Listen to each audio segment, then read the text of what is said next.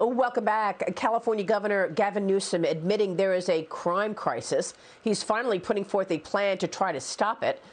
He's proposed spending more than $300 million over 3 years to help combat the smash and grab robberies hitting businesses across the state.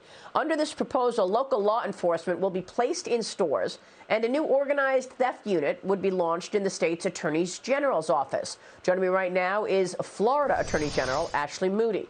AG Moody, great to see you. Thanks very much for being here. So look at what's going on in California. First, they wanted to defund the police, and they talked all about reimagining the police. Now they're being forced to refund the police. Tell us what you're doing there in Florida.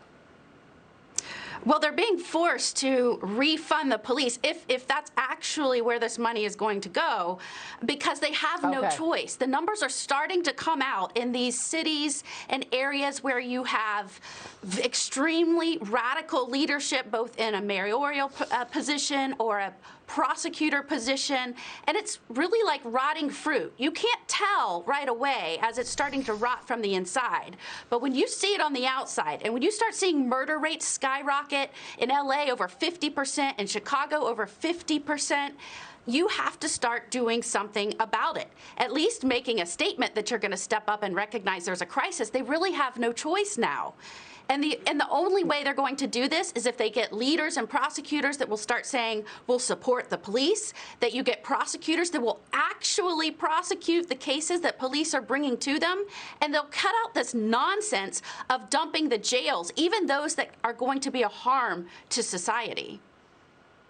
Well, it's so true. 12 cities have recorded records in terms of murders in the last year. It's just extraordinary, AG. And there was such a disingenuous quote from Nancy Pelosi last week. Maybe you saw it when she said she doesn't know where this lawlessness is coming from. Meanwhile, the progressive left has been talking about reimagining and defunding the police for over a year now.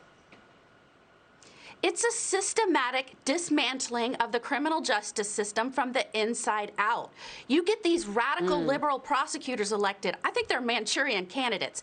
They get in, many of them used to have ties or were criminal defense attorneys, and they start undermining the system. They start dismissing cases. They stop taking and prosecuting successfully cases brought to them. They start letting people out on ridiculous bails, even those that are violent. I mean, in Waukesha, you saw this in that area, in the Milwaukee area, there's been a 90% increase in murder rates. It's astounding. Oh, my goodness. Well, the rule of law is one more reason you've...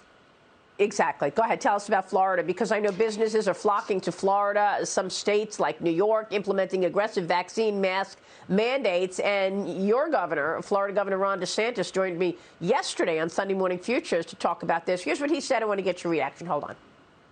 Since COVID, people know in Florida their freedoms are going to be respected. People know they can invest here and not have their businesses shut down. People know that they're going to be able to get jobs here and not potentially be forced out based on mandates. And so I think the fact that we've really stood for freedom, in addition to having good tax and spend policies, has really caused people to want to come work in Florida. And we're producing more jobs per capita than other states, but we have hundreds of thousands of job openings because the economy, is performing well.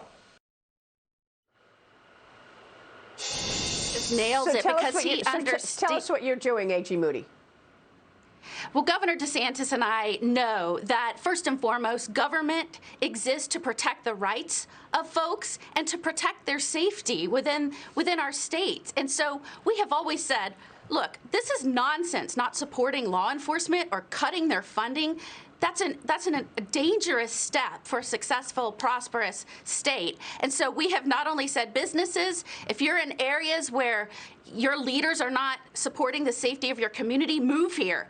Our job growth rate is 6 times higher than the national average. We've said to law enforcement, if you're in an area where business have fled because crime's going up and where your leadership doesn't ensure safety and prosecute violent criminals and those that would damage your property, move here. Come help us. So I just swore in a couple days ago 11 officers from New York who left because they want to be officers in the state of Florida where they're respected, and we give them permission to uphold the rule of law as they volunteered to do, as they signed up to do. So Florida is unique. We will continue to stand beside our law enforcement officers and ensure that cases are prosecuted to protect Floridians.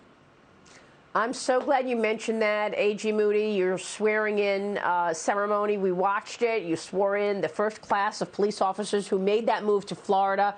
Ron DeSantis broke the news on my show months ago that he was going to give a bonus to those who came and wanted to start anew in Florida. Congratulations to you and the governor for your policy. Great to see you this morning. Merry Christmas to you. Thank you. Good morning. Thanks so much for being here. Merry Christmas.